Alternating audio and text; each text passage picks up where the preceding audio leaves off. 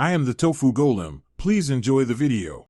In this video, I will explain how to remove a Ford Ranger bed liner.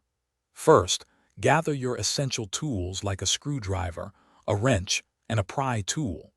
Make sure the truck bed is completely empty and clean before you begin. Always wear appropriate safety gear, including sturdy gloves and eye protection, to ensure a safe working environment throughout the process. Now, let's move on to detaching the liner. Carefully locate all the screws or bolts that secure the bed liner to your truck. These are often found along the sides and near the tailgate. Don't forget to check under the bed rails for any hidden fasteners. Once removed, keep all the hardware in a safe place for easy reinstallation later. With all fasteners removed, it's time to lift out the liner. Gently pry up the edges of the bed liner to loosen it from the truck bed. Start from the tailgate end and work your way forward.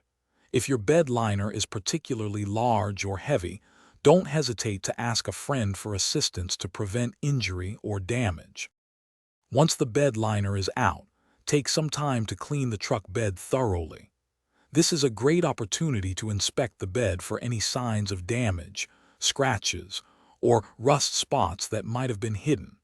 You might also consider applying a protective coating to the truck bed for added durability and longevity. Thanks for watching.